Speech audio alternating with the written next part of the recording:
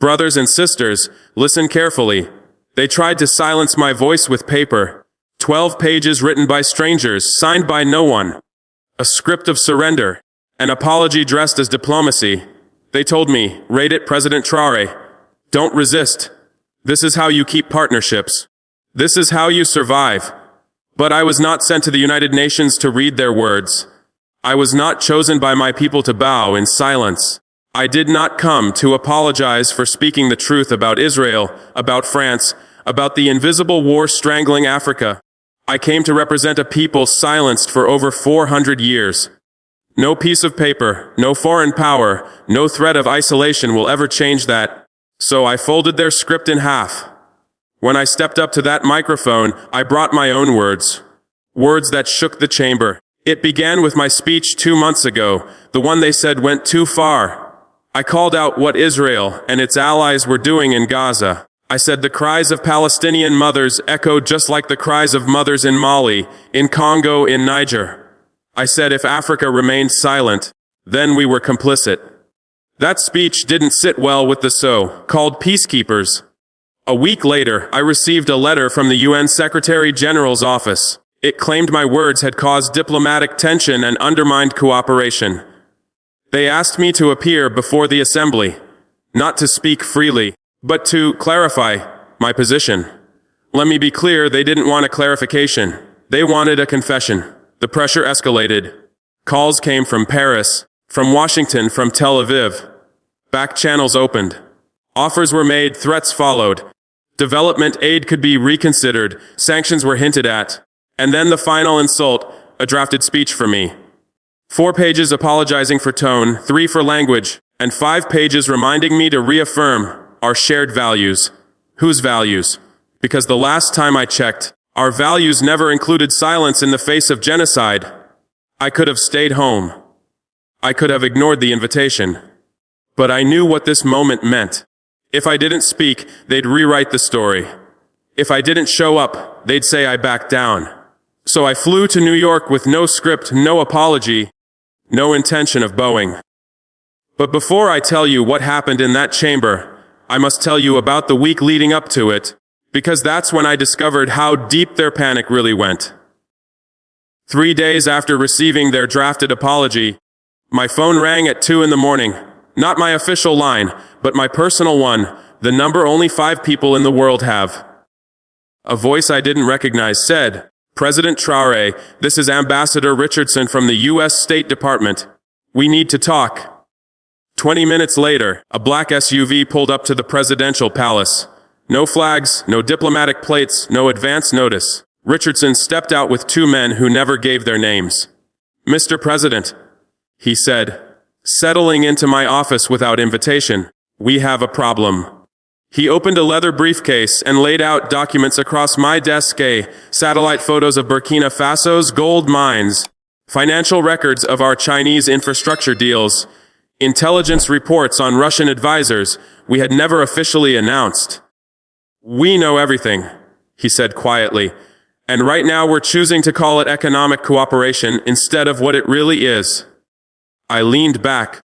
And what do you think it really is, Ambassador? The beginning of something that could make your country very uncomfortable. He wasn't wrong. For 6 months, we had been restructuring every major partnership. Chinese engineers redesigning our telecoms, Russian agricultural experts revolutionizing our farms, Iranian pharmaceutical firms building medical facilities to make us self-sufficient. Not because we hated the West, but because we learned dependency is just slavery with better marketing. Richardson leaned forward. That speech you're planning at the UN, it doesn't have to be confrontational. You can make your point while keeping your partnerships intact. I looked at him and asked, when your country invaded Iraq, did you apologize to the UN first? That's different. When France intervened in Mali, did they ask African permission? The situations aren't comparable. When Israel bombs Palestinian schools, do they draft apology speeches? Richardson closed his briefcase. President Traore, you're a smart man. I hope you'll make the smart choice. After they left, I called my security chief. How many Western intelligence operatives are under surveillance in Ouagadougou? I asked. 17 confirmed, he said. Probably double that we haven't identified. And how many of our phone lines are they monitoring? All of them. Good, I said. We've been feeding them false information for 3 months. I smiled. Tomorrow, leak that I'm having second thoughts about the UN speech. What kind of second thoughts? He asked. The kind that suggest I might actually read their apology. He grinned. Understood, Mr. President. Because here's what Richardson and his masters didn't understand. I wasn't only planning to reject their script. I was planning to expose why they had written it. The next morning, Western embassies across Africa began receiving tips that President Traore was softening, that he was seeking ways to rebuild diplomatic relationships. CN ran, Burkina Faso leader may soften stance. The BBC quoted anonymous diplomats, he is open to compromise. In Washington, state officials praised their pressure campaign as successful. They had no idea they were being played. While they celebrated, I was in Ouagadougou's Revolution Square speaking to 50,000 Burkinabé who had come to hear what I would really say in New York. They think we will apologize. I told them. They think Africa is still the continent that begs permission to speak. The roar that rose from the crowd could be heard for miles. When I stand before the United Nations, I said, I will not represent just Burkina Faso. I will speak for every African who has been told to be grateful for crumbs. Old women cried. Young men chanted. Children, not yet knowing the politics, still felt the electricity. They can freeze our aid. They can impose their sanctions. They can write 100 apology speeches. But they cannot make us kneel. That evening, President Kagame of Rwanda called. Brother, he said, I heard about your UN appearance. Are you ready for what comes next? Paul, I replied, we have been preparing for what comes next our whole lives. The question is whether we are finally ready to stop being afraid of it. He was quiet for a long beat. What do you need? He asked. Nothing, I said. Just remember this when they try to isolate us. Remember that we chose dignity over comfort. 2 days later, I was on a plane to New York. My foreign minister tried one last time to soften the message. Mr. President, he urged, we could acknowledge their concerns while maintaining our position. I looked down at the Atlantic below and said, do you know why they are so desperate for an apology? Because apologies create precedent. If I apologize for telling the truth about Gaza, then truth becomes negotiable. If I apologize for calling out French interference, interference becomes acceptable. If I apologize for demanding dignity, then dignity becomes optional. I turned to him. This isn't about me. It's about making sure Africa no longer apologizes for refusing to be victimized. When we landed at JFK, something unexpected waited, protesters in our favor. 200 Africans living in New York had learned I was coming. Their signs read, Africa doesn't apologize, and Traore speaks for us. As my motorcade passed, a young university student ran alongside the car, shouting, make them hear us, President. Make them hear us. In that moment, I knew this was bigger than one speech. I walked into the chamber and the air was thick.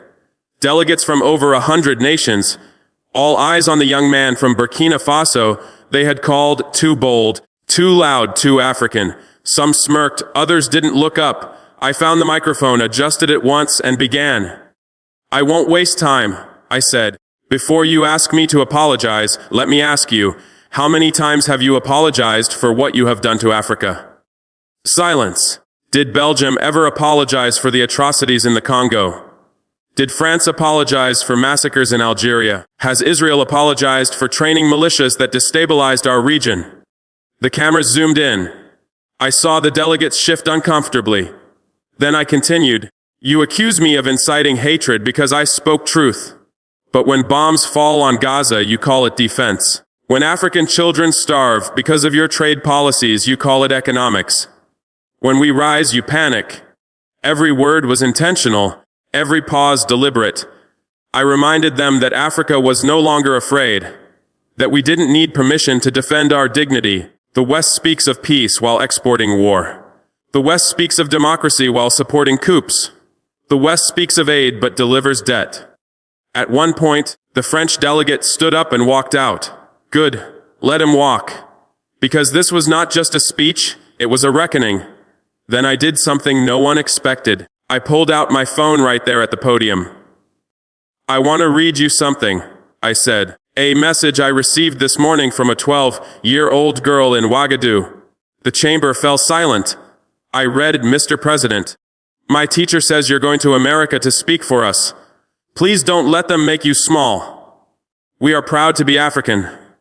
I looked up. That child has more dignity than this entire assembly. I could see security guards shifting nervously. This wasn't in anyone's script. You want to know what I'll apologize for? I'll apologize for one thing. I apologize that it took this long for an African leader to stand in this chamber without fear. I apologize that my predecessors felt forced to choose between sovereignty and survival. I apologize that African children grew up believing they needed Western approval to dream. I apologize that we ever mistook partnership for subordination. By then, even the note-takers had stopped writing. But I will not apologize for rejecting occupation disguised as diplomacy. I will not apologize for refusing partnerships that keep my people in poverty. I will not apologize for being African and proud. I looked them in the eyes. And if that makes you uncomfortable, then you are finally beginning to understand how we have felt for centuries. The chamber froze. No clapping, no interruptions. But I didn't need applause. I needed them to listen. And they did. 3 hours later, something unprecedented happened. The African Union called an emergency session. 43 ambassadors gathered at the Ethiopian mission to the UN. For the first time in decades, they weren't discussing aid packages or trade deals. They were discussing revolution. Not with guns and coups, but with dignity and determination. By midnight, they had drafted the New York Declaration. No African nation would accept conditional aid, apologize for defending sovereignty, or allow foreign powers to dictate policy. Within 48 hours, 12 presidents had signed it, but the real earthquake was in the streets. In Nairobi, students organized Dignity Day, a campus-wide teach-in on African self-determination. In Lagos, market women refused to sell products from companies tied to Israeli settlements. In Accra, musicians wrote songs sampling lines from my UN speech. In Cape Town, artists painted murals of leaders from Nkrumah to Mandela to me, captioned the unbroken chain. The headlines exploded the next morning. Burkina Faso's Traore defies the West. African leader refuses to apologize. Fiery speech stuns global diplomats. They thought I would be tame, careful, calculated. Instead, I was everything they feared in an African leader. Unscripted, unbought, unapologetic. Within 24 hours, retaliation began. The European Union froze $27 million in development funds. The IMF delayed a debt relief review. French media smeared me as a dictator. An American think tank tweeted, Burkina Faso risks isolation unless its leader learns the art of diplomacy. But I had already told my people, we are not here to beg. What they call isolation, we call independence. And then something unexpected happened. The world began listening, not to them, but to us. In Kenya, students marched with signs that read, He speaks for us. In Jamaica, a radio host aired my entire UN speech live, declaring, last, an African president with a spine. In Harlem, a mural appeared overnight, my silhouette, a map of Africa behind me, and 3 words slashed across in blood red, no apology given. But the most powerful response came from a place I didn't expect. 3 days after my speech, Haiti's prime minister called me directly. President Traore, he said, you've given us permission to remember who we are. Within a week, Haiti announced its withdrawal from all World Bank structural adjustment programs. The Dominican Republic followed. Then Jamaica. Then Trinidad and Tobago. One by one, the Caribbean began reclaiming itself. Suddenly, I was no longer just the president of Burkina Faso. I had become a symbol, a megaphone for every silenced voice across the black world. Calls poured in from African leaders. Some public, most private. You said what we've been thinking. They admitted. You did what we wished we had the courage to do. But the real movement wasn't in presidential palaces. It was in the streets. In Ghana, youth launched the Sovereignty Tour, town halls teaching citizens how foreign interference shaped African politics. In South Africa, lawyers filed cases to sanction Western nations complicit in arms sales to African wars. In Nigeria, thousands flooded social media with one burning question: when will our leaders speak like Traore? Meanwhile, back home, something historic unfolded. Tens of thousands filled Ouagadougou's Revolution Square, not for protest, not for music, but to build. Volunteers rebuilt schools without foreign aid. Farmers restored irrigation with their own hands. Engineers launched tech labs funded by the diaspora, all sparked by a single act: my refusal to apologize. On national TV, a grandmother holding her grandchild said, "I never went to school, but today I am proud to be Burkinabe." That is what the West never understood. They measure power in dollars. We measure it in dignity. And what terrified them most wasn't just my defiance. It was my competence. For decades, Western intelligence believed African leaders were incapable of navigating global politics without their guidance. They believed their own propaganda about our incompetence. So when I stood at that podium and dismantled their arguments with precision, history, and clarity, they realized their miscalculation. We weren't children to be managed. We were adults choosing to be free. And that realization sent shockwaves through every Western capital. Weeks later, my foreign minister rushed into my office with a classified report. A leaked U.S. State Department memo titled, "African Leadership Assessment Post Traore Implications." 12 pages of panic. The Burkinabe model, it read, represents a fundamental threat to Western influence in sub-Saharan Africa. If replicated, traditional leverage mechanisms will collapse within 5 years. They were right to be afraid, because the Traore effect was spreading faster than they could contain. Tanzania announced all mining contracts would be renegotiated to keep 60% of profits at home. Zambia declared its copper would only be sold to nations recognizing Palestinian sovereignty. Senegal gave French military bases 90 days to leave. Each move framed as economic justice, sovereignty, independence. But the truth was clear: Africa had stopped asking permission to be free. And that's why they demanded an apology. Because apologies are not about regret, they're about submission.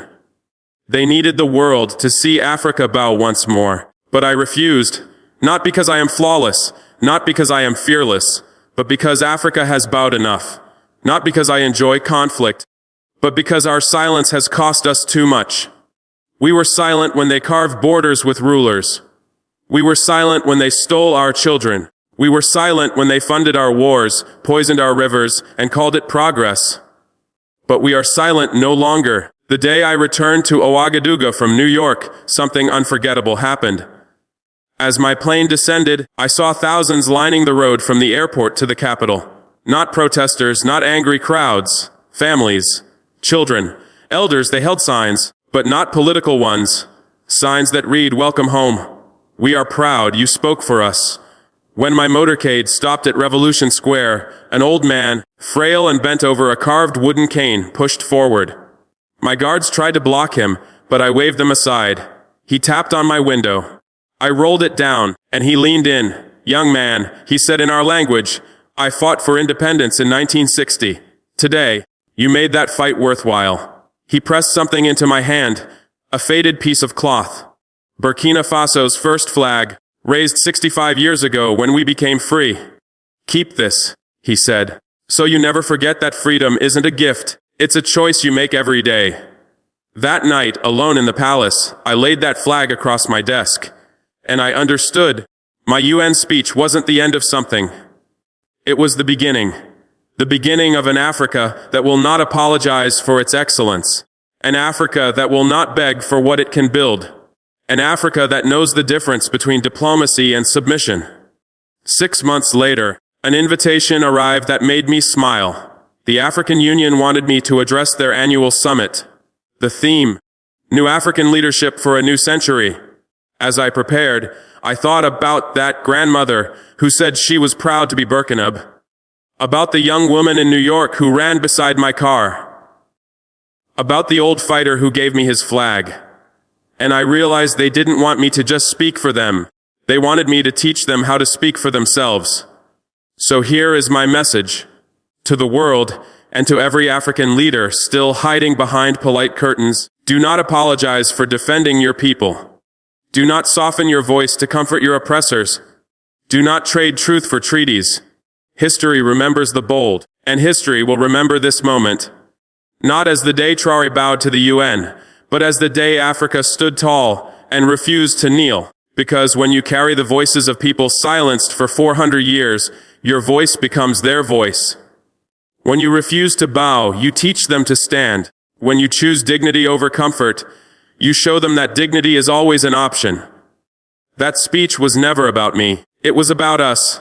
All of us told to be grateful for crumbs. All of us told to apologize for existing. All of us who now remember that we are not less, we are simply less represented. And today, we are represented loudly, proudly. If you believe Africa deserves to speak without permission, if you are tired of foreign scripts written for our mouths, if you know we are not less, only less represented, then remember this moment. Remember the day we said no to their apology. Remember the day we chose ourselves, because the next time they try to silence one of us, they will hear millions behind him. No apology, no surrender. Just Africa risen. But what the media never told you is what happened next. Because the story did not end when I walked off that UN podium. It truly began 2 days later, back in Ouagadougou. Those videos had already reached millions, but what spread fastest were not clips of my speech. They were videos of ordinary Africans standing tall in ways the world had never seen. In Nigeria, a market trader named Amina filmed herself confronting a French businessman who tried to bargain her down. "You heard President Traore," she told him. "We don't beg anymore." Her video drew 2.3 million views. In Ghana, students surrounded the headquarters of an American mining company, demanding to see its real profit margins against the pitiful taxes it paid locally. They live-streamed the confrontation. 4.1 million views. In Kenya, coffee farmers banded together and refused to sell at the same low prices they had accepted for decades. Their spokesperson faced the cameras and declared, "Find new suppliers. We know what our beans are worth." That clip reached 5.8 million views. But the video that stopped me cold came from South Africa. A teenage girl stood outside the gates of an old apartheid museum, phone in hand, her voice steady. "My grandmother told me that during apartheid, they made our people apologize for existing. They made them carry passes in their own land. They made them say sorry for being black. But President Traore showed us we don't have to apologize anymore. Not for being African, not for demanding respect, not for knowing our worth." She looked into the camera. "So I'm not apologizing for wanting my country to belong to me. I'm not apologizing for refusing to be grateful for crumbs. And I'm not apologizing for being proud of who I am." Then she walked through those gates. 13.7 million views in just 2 days. That's when I understood. My UN speech hadn't been just a political stand. It was a psychological break from centuries of conditioning. For generations, Africans were taught to apologize for existing, for demanding fairness, for refusing scraps. And in one moment, broadcast before the world, I said no more apologies. Suddenly, millions realized they had been waiting their whole lives for someone to say it aloud. And now they had permission to stop apologizing too. 3 weeks later, something the Western press tried hard to ignore began unfolding. African governments saw a surge of citizen participation. Not protests, not complaints, but engagement. In Senegal, thousands of youth applied to join the civil service. In Tanzania, members of the diaspora came home to start businesses. In Ethiopia, universities reported record enrollments in engineering and tech. In Botswana, agricultural cooperatives grew by 30–40%. People weren't just inspired by defiance, they were inspired by possibility. The possibility of building without permission, of creating value without foreign validation, of solving problems with their own hands. The most powerful shift happened at home. 6 months after the UN speech, Burkina Faso achieved something no one thought possible: complete food security, not with aid, not with European NGOs, with Burkinabé farmers using Burkinabé knowledge on Burkinabé soil. The same ancestral techniques, dismissed as primitive by Western experts, proved perfectly adapted to our land. Once we stopped importing foreign seeds and listened to our own traditions, our harvests doubled. Once we stopped apologizing for our methods, we realized they were stronger than anything the World Bank had ever prescribed. The symbolism was undeniable. The country whose president refused to apologize to the UN now fed itself without the UN. By the 1-year anniversary of that speech, the transformation was visible across the continent. 17 countries had renegotiated resource contracts. 23 had set up sovereign wealth funds. 31 launched indigenous technology programs.